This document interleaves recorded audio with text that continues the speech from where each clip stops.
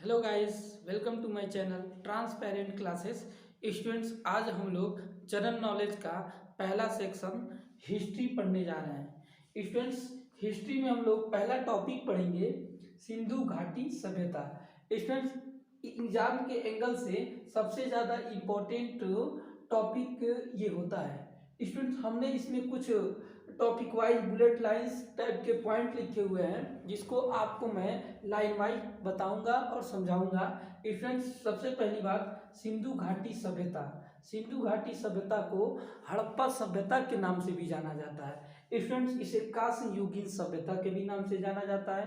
प्रस्तर धातु युगीन मतलब पत्थर की धातुएं इस युग में पाई जाती थी, इसलिए इसे प्रस्तर धातु युगीन सभ्यता भी के नाम से जाना जाता है।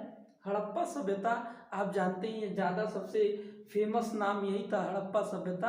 हड़प्पन सिविलाइजेशन के नाम से इस सभ्यता को जाना जाता था। स्टूडेंट, इसमें जो धातु का सर्वाधिक प्रयोग था वो था कॉपर, न कि कांसा। स्टूडेंट, अक्सर एग्जाम में 1 नंबर के क्वेश्चन में ये पूछा जाता है, ऑब्जेक्टिव टाइप के क्वेश्चन में पूछा जाता है कि सिंधु घाटी सभ्यता में किस धातु का सबसे ज़्यादा प्रयोग किया जाता था।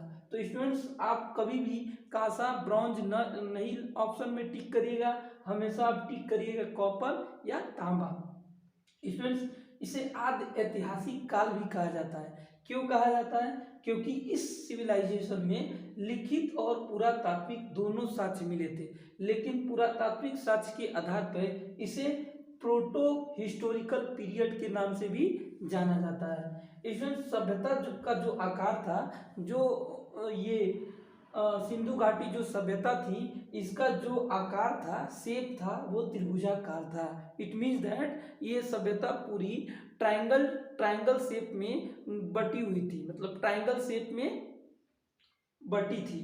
इट मीन्स दैट इसकी जो सड़कें थी वो क्या थी, प्राय एक दूसरे को समकोण पर काटती थी। Student, maximum number of questions में ये क्वेश्चन अक्सर बना के पूछा जाता है कि हड़प्पा सभ्यता की जो सड़कें थी वो कैसे थी।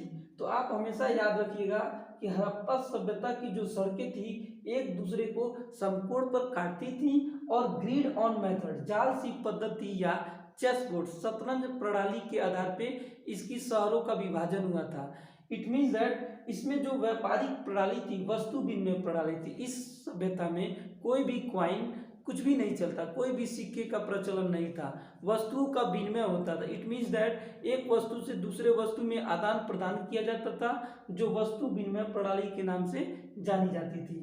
इसमें जो धार्मिक जीवन था ये था मातृ देवी Pashupati Shiv. It means that इस सभ्यता में जो लोग पूजा करते थे, मैक्सिमम मातृ देवी की पूजा करते थे, अपनी कुल देवता की पूजा करते थे, पशुपति शिव की पूजा करते थे, पेड़ों की पूजा किया करते थे। स्टूडेंट्स, इसमें आगे है कि सिंधु सभ्यता से संबंधित महत्वपूर्ण पुरा स्थल। ये सब इसमें जो क्वेश्चन बनाए जाते हैं, अक्सर पूछे जाते हैं कि हड़प्पा सभ्यता की खुदाई के उत्खननकर्ता कौन थे। तो इसके 1921 में जॉन मार्शल के नेतृत्व में राय बहादुर श्री दयाराम साहनी ने इसकी खुदाई करवाई थी, और इसका डेट अक्सर पूछा जाता है एग्जाम में, वो कौन सा सन था, 1921। इट मीन्स दैट 1921 ईस्वी में इस जॉन मार्शल के नेतृत्व में हड़प्पा सभ्यता की खुदाई हुई थी। इसके बाद दूसरा नंबर आता है मोहनजोदड़ो। मोहनजोदड़ो का मीन्स होता है मुर्दों का टीला।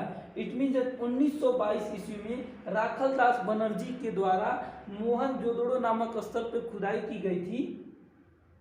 तीसरे नंबर पे आते हैं हम लोग रोपड़। आजादी के बाद भारत में खोजे जाने वाले प्रथम पुरा स्थल। अक्सर एग्जाम में पूछा जा सकता है या पूछा जाता भी है कि आजादी के बाद भारत में खोजे जाने वाला प्रथम पुरा स्थल कौन था। तो ऑप्शन होगा, आपका आंसर हो जाएगा रोपड़। स्टूडेंट्स, टॉपिक में अगला नंबर आता है लोथल। लोथल भी एक जगह था, सिंधु सभ्यता में एक महत्वपूर्ण जगह हुआ करता था, जिसका मतलब होता था लघु मोहनजोदड़ो या लघु हड़प्पा। इस लोथल को लघु मोहनजोदड़ो या लघु हड़प्पा के नाम से भी जाना जाता था। स्टूडेंट्स, अब आते हैं हम लोग सबसे लास्ट वाले नंबर पे, कालीबंगा। कालीबंगा को काली रंग की चूड़ियों के नाम से जाना जाता है। स्टूडेंट्स, अक्सर यहाँ मृदि भवन मतलब ये मिट्टी के बर्तन काले रंग की चूड़ियाँ प्राय अक्सर यहाँ दिखा करती थी, इसलिए स्टूडेंट्स इसे इस जगह को काले रंग की चूड़ियों के नाम से भी जाना जाता था। स्टूडेंट्स ये एक शॉर्ट टाइप का एक नोट्स है जिससे आप जिससे आप सिंधु सभ्यता की जो भी टॉपिक वाइज जो भी जानकारियां हैं आप इसे जान सकते हैं और इसे सीख सकते हैं, और एग्जाम पीरियड में ये काफ़ी आपके लिए इम्पोर्टेंट है। इसलिए स्टूडेंट्स ये क्विक रिवीजन के लिए आपके लिए सबसे ज़्यादा बेहतर है। इसलिए स्टूडेंट मैं आपसे ये उम्मीद करता हूँ कि आपको मेरा ये जो तरीका है हिस्ट्री का वो काफ़ी अच्छा समझ में आया होगा। और स्टूडेंट्स मैं आपसे एक विनती करता हूँ कि आप मेरे चैनल को ढेर सारा लाइक, सब्सक्राइब और प्यार दें। Thank you.